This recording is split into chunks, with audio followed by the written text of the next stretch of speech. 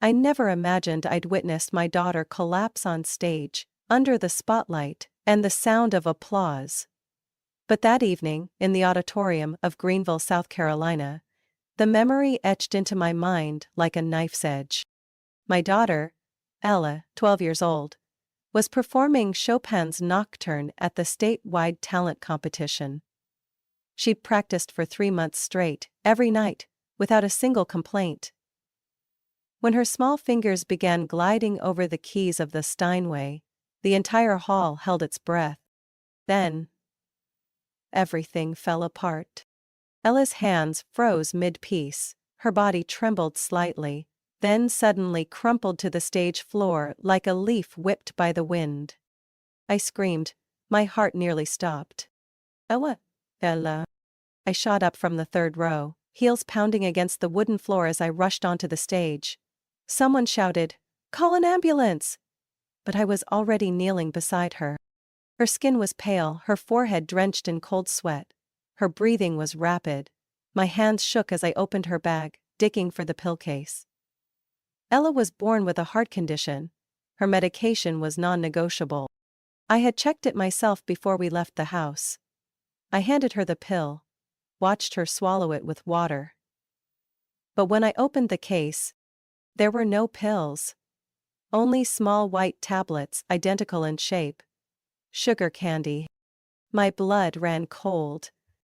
"And some coal 911, I screamed. A sharp voice cut through from backstage. "Oh, for God's sake, Vic, don't be dramatic." I turned abruptly. It was my sister, Stephanie. Arms crossed, wearing a fiery red silk dress, that same smug expression she'd worn since high school. "She's just nervous," she shrugged. "Maybe she needs a lesson in humility." I jumped to my feet and faced her. "What did you do?" "Oh, come on," Stephanie scoffed. "The kid acts like she's Mozart reincarnated. A dose of reality might help.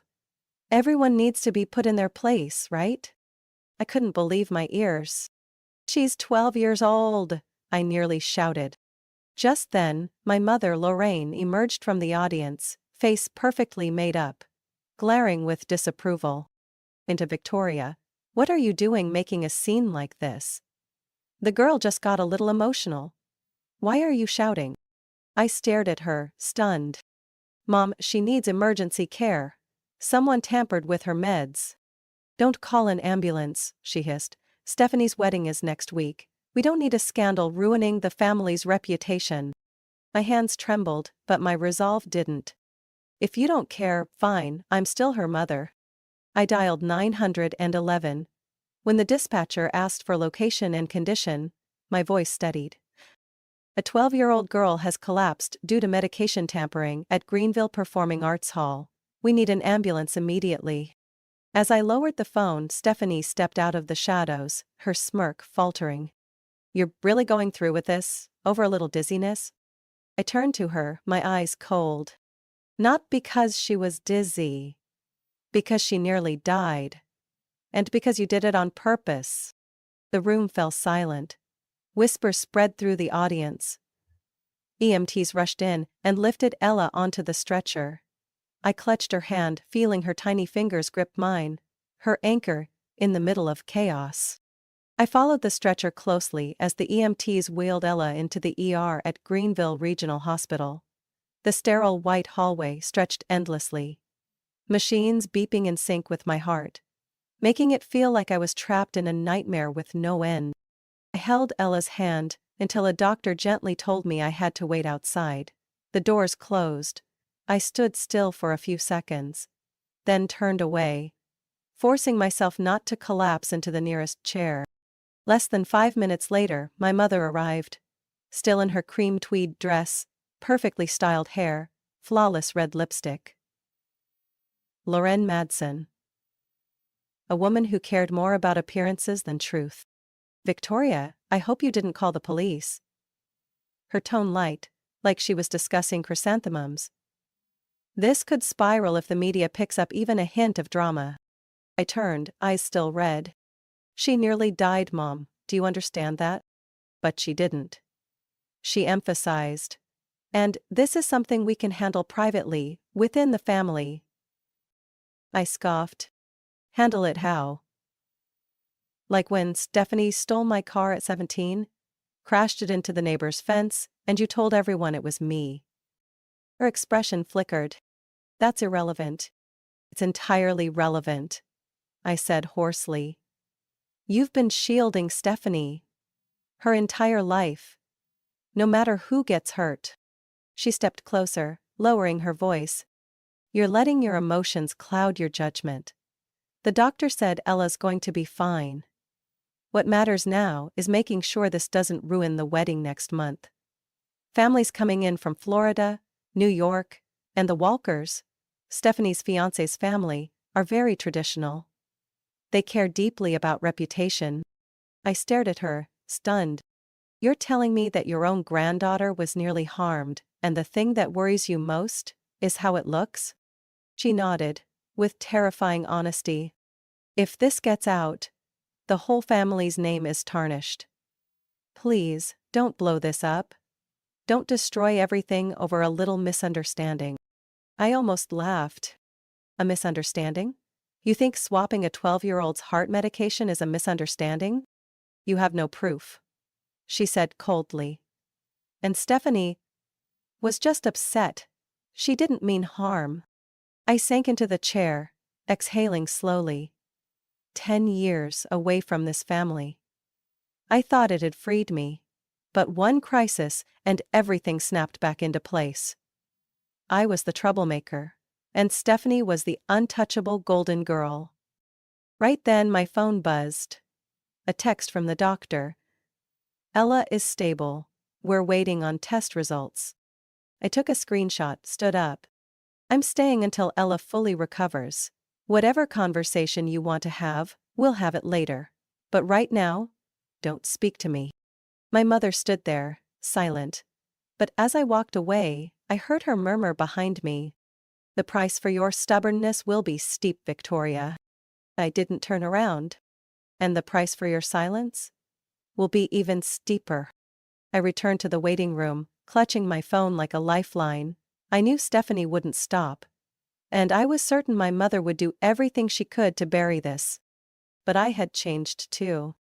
I was once the daughter who bowed her head, avoided conflict, let things slide. But the moment I saw Ella's body collapse on that stage, I knew I would never be silent again. No matter the cost. The next morning, as sunlight angled through the hospital window, and Ella still slept peacefully, I opened my laptop and started reviewing the documents my father had left behind. My father, Edward Madsen, passed away nearly 4 years ago from a stroke. When he died, it shattered our family, but he had left behind one thing that kept things temporarily in place. The Madsen Family Estate Trust, valued at over $2.4 million. I remembered the day we read the will. Everyone assumed Stephanie would be the one appointed. She'd always been the gem of the family, the heir to everything, from expectations to assets. But my father didn't do that. He named me, Victoria, as the sole trustee, with full authority over all disbursements from the trust. Stephanie and my mother had both gone silent. I used to believe he trusted me more because I was calm, financially competent. But after what happened to Ella, I realized the truth. He knew who Stephanie really was. He knew my mother would always defend her. Right or wrong. And he left me the one key that could stop them from hurting anyone else again. A soft knock pulled me from my thoughts. I turned around. It was Tessa, my best friend since college, holding a hot cappuccino and a folder. Brought coffee and a game plan, she said, her smile tinged with tension. Game plan? Tessa sat beside me and set the folder on the table. You didn't think I was just going to sit back after what I saw yesterday, did you? I exhaled, eyes on hers. What exactly are you planning to help me do? She tilted her head. Victoria, you control the trust, and every single wedding expense of Stephanie's, from the venue to the catering, was paid using that money. You know you can freeze it all, right? I nodded. But if I do that, they'll lose it. Let them. Tessa's voice went cold. Ella almost died. This isn't sibling rivalry anymore. It's a crime. I paused, then pulled up documents on my screen. I need proof.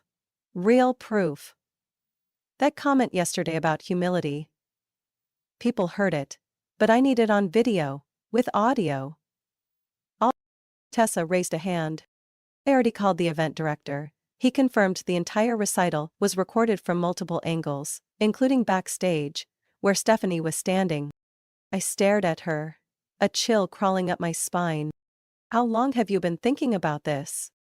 Since your mom said not to call 911, she replied, eyes unblinking. That's what I knew. They don't just lack empathy, they'll trample anyone to preserve the family image. I grabbed my phone and called Riverside Venue, pretending to be a financial assistant. I requested a detailed invoice of all wedding expenses charged to the trust. They emailed it within minutes. When I opened it, my eyes froze at the total. $157,420. Flowers, rings, menu, gown, even the jazz band, all covered by the trust in just the last 3 months. I opened another file, the moral turpitude clause. If any beneficiary engages in behavior deemed seriously unethical or unlawful, the trustee has the right to suspend access to the trust entirely. I whispered, as if speaking to my father. I get it now. This is what you were preparing me for. Tessa's eyes lit up. Are you ready? I typed up an email to Patterson & Cool LLP, the firm overseeing the trust. I attached the surveillance footage, the wedding expense breakdown, and Ella's medical documents. Subject: Urgent, request to freeze trust funds, under moral turpitude clause. I hit send. Tessa gave my shoulder a light squeeze. It's done, then. I looked out the hospital window, where the South Carolina sun was climbing higher. She wanted to teach my daughter a lesson in humility. I said quietly. Now it's her turn to learn a real lesson about consequences. That afternoon, I returned to Attorney Patterson's office in downtown Greenville to finalize the official paperwork requesting a freeze on the trust. Tessa came with me, carrying printed copies of every document we'd prepared over the last 2 days. A detailed breakdown of the wedding expenses, backstage video footage from the recital, and a copy of Ella's medical report. Mr. Patterson, who had worked closely with my father for over a decade, carefully reviewed each page. When the clip of Stephanie sneering, "A little humility might do her some good," played from the laptop in the middle of the conference table, his brow furrowed. "That's enough," he said. Voice calm but firm. "This behavior, combined with serious medical consequences, clearly violates the moral standards outlined in the clause. As trustee, you are well within your rights to act." I nodded. "I want to freeze every single payment related to Stephanie. Immediately. Not a cent more for gowns, cakes, or jazz bands." Mr. Patterson picked up his pen and signed. Done. I barely had time to exhale when Tessa leaned in and whispered, "What about that special expense you mentioned last night? Did you look into it?" I pulled out my phone and opened the trust's administrative expenses ledger from 2021 onward. Several transactions had vague descriptions like property maintenance, management costs, emergency living support. But they all pointed to the same bank account. I set the phone on the table and slid it toward Mr. Patterson. "Could you check whose name is on that account?" Less than 10 minutes later, he looked up, his face drawn tight. "It's registered to Lorraine Madsen, your mother." The room went still. I didn't move. "Would you like to proceed with freezing her access as well?" he asked, gently but firmly. I didn't hesitate. "Yes. And I'd like to file a formal report, requesting a full investigation into every transaction she's made under her beneficiary status." Tessa gave me a quiet nod. "Do, Victoria, if not for yourself then for Ella." The pen went down again. The second signature. 2 access privileges, Stephanie's and my mother's, were now permanently revoked from the Madsen Estate Trust. The moment we stepped out of the building, my phone wouldn't stop buzzing. A text from Stephanie. The florist payment was declined, what's going on? Then another. Call me now. I'm standing with the planner and no one knows what's happening. A few minutes later, my mother called. I didn't pick up. She tried again. 5 times. Then 10. The texts started pouring in. What are you doing? You know I need that money to maintain the house. You can't do this. I kept silent. Instead, I sent her a copy of the official trust freeze notice to her email, with one simple note attached. The trust is not yours to exploit. Dad gave me this authority, and I will protect it. That night, as I made tea in the hospital's kitchen for myself and Tessa, one final message lit up from my mother's number. Sweetheart. Blood is thicker than water. Do you really think you can punish everyone forever? The wedding can wait. But you can't destroy an entire family over a little anger. I didn't respond. Instead, I looked through the glass into Ella's room, where she sat reading, legs swinging gently. Her long brown hair fell across her shoulders, the soft light casting a quiet strength across her face. They called it anger, but I called it justice.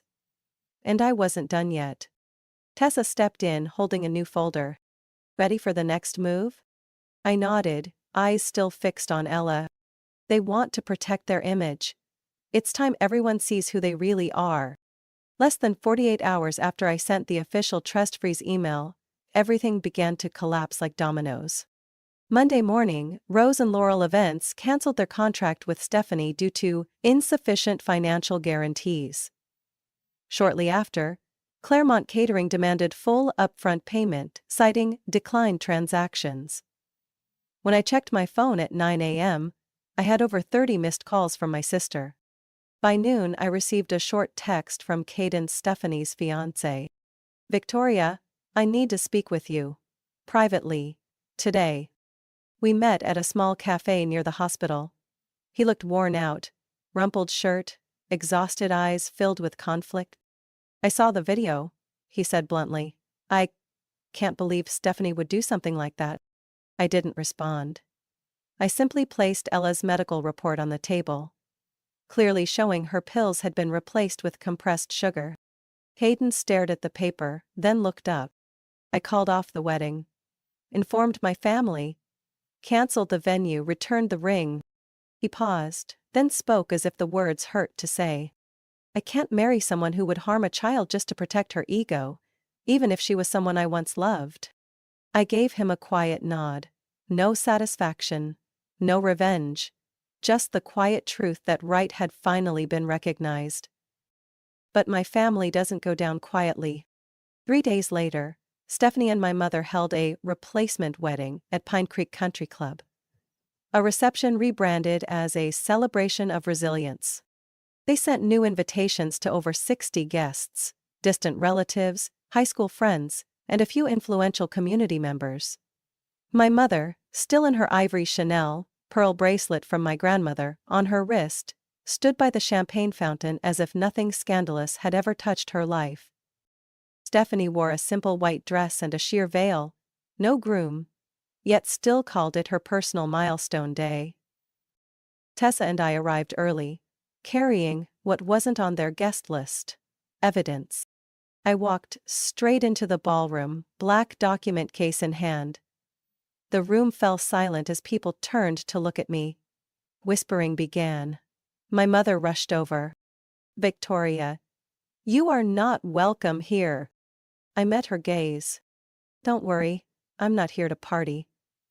I'm here to end this charade. Stephanie yelled from across the room. What are you doing here? Come to humiliate me again? I didn't answer. I walked to the center of the room, raised my voice just enough. Ladies and gentlemen, if you're wondering why there was no wedding, no groom, here's your answer. I opened my case, pulled out a USB, and handed it to the sound technician. Please play this clip, it's under a minute long. When Stephanie's voice echoed from the speakers. That girl needs to learn some humility. She's not as special as she thinks she is. The room fell into stunned silence. I continued. This audio was recorded backstage during the recital, moments before my daughter Ella was hospitalized due to medication tampering. Then came the medical report visuals, doctor's name, diagnosis, and a breakdown of all wedding expenses the trust refused to pay. I'm not here for revenge, I'm here to protect my child, and to speak the truth. Right then, Caden walked in. He didn't say a word, just walked up to the center table, placed the engagement ring down, and quietly left. Stephanie crumbled where she stood, eyes glassy, voice shaking. This wasn't entirely my fault. My mother stood frozen, face pale. I pulled out the second folder. A financial statement clearly showing her unauthorized withdrawals into a personal account. Her hands trembled. The house you currently live in is owned by the trust. That property is being repossessed. You have 30 days to vacate. Some guests rose quietly and exited. Others sat in stunned silence. The entire room chilled under the weight of undeniable truth. I packed my documents and turned to leave. No one stopped me. On our way to the parking lot, Tessa asked, "How do you feel?" I looked toward the clubhouse, its lights fading behind us. Relieved. But it's not over. My mother still has one move left. And I'll be ready when she plays it. 3 weeks after the replacement wedding collapsed, Ella was discharged from the hospital with a stable heartbeat and the brightest smile I'd seen in months. She returned to her music class at the Greenville Art Center, where her former teacher welcomed her back with a warm hug and a new piano gifted anonymously by a generous donor. She didn't ask much about what had happened, but I knew Ella understood. She understood who hurt her, and who stood up to protect her, no matter the cost. I'll never forget the morning she sat at the piano again. It was a quiet Saturday, sunlight spilling through the windows of our new apartment. 2 bedrooms, rented after I moved out of the house my mother once called the family estate. Ella placed her hands on the keys, paused for a moment, then gently began to play River Flows in You. No one said a word, but tears streamed down my face. I knew my mother was still trying to reverse the outcome. She sent letters through her lawyer, claiming the trust freeze was emotional, lacking compassion. At one point she even contacted my father's former staff to apply pressure. What she didn't expect was that I had already moved ahead. With the help of Tessa and Patterson, I officially redirected a portion of the Madsen Family Estate Trust toward a new purpose, a fund for medical and educational support for underprivileged children in South Carolina. Under its new name, the Ella Hope Fund, the trust partnered with Greenville Children's Hospital to launch a music scholarship program for pediatric patients in long-term care. During the program's first week, Ella and I visited the hospital to meet the first children receiving aid. One of them, a shy 6-year-old girl named Maddie with bone cancer, lit up as she listened to Ella play. After the short performance, my daughter whispered, "Mom, can I come back every week? It makes me happy to see them smile." I nodded, squeezing her hand gently. "You're not just playing music, Ella. You're healing. Not just yourself, but others too." At the beginning of the next month, I received a letter from Stephanie. Her handwriting still neat, but the words, hollow. She apologized, vaguely citing mental stress, to explain her behavior. At the bottom, a single line. "I hope you'll give me a chance to make things right." I didn't respond. Not out of hatred, but because I finally understood. Some mistakes can't be undone with words, especially when the person making them has never truly accepted responsibility. A week later, my mother showed up unannounced at Ella's school. She stood by the gate until I arrived to pick up my daughter, her expression no longer smug, but not fully remorseful either. "Victoria, I just want to talk. I'm not here to argue." I stood protectively between her and my child. "If you really cared about Ella, you wouldn't show up here. I've lost everything," she whispered. "The house, the reputation, all my connections. I have nothing left. I looked at her, no longer hurt, just quietly firm. But you still have one thing, if you want to keep it. A chance to start over. But not by pretending nothing happened. If you want redemption, it starts with truth, and accepting the consequences of what you've done. She didn't respond. She just turned and walked slowly toward the parking lot, her figure smaller beneath the fading afternoon light. Ella tugged at my hand. Mom, can we go home early? I want to play the swan for you. I smiled. I'm always ready to hear you play no matter what piece it is. That evening, I sat in my small home office, updating the new website for the Ella Hope Fund. On the About page, I typed, "From the heart. We don't build legacies with money, we build them with compassion. And sometimes, family isn't where you're born. It's where you choose to love and protect."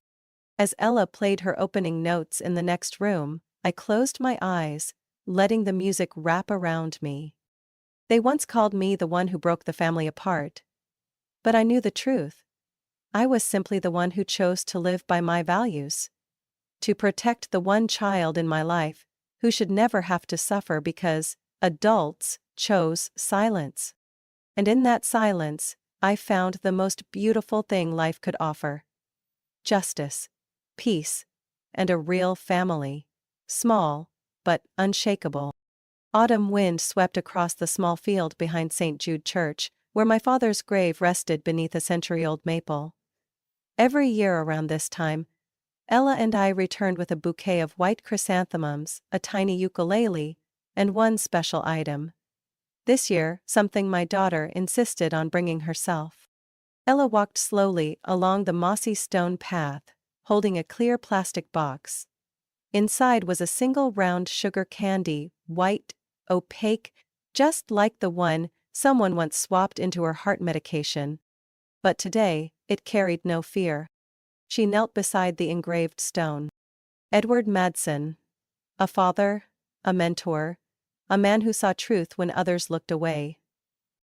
Ella placed the candy beside the largest chrysanthemum. Grandpa, I still play music every week, I'm not afraid anymore.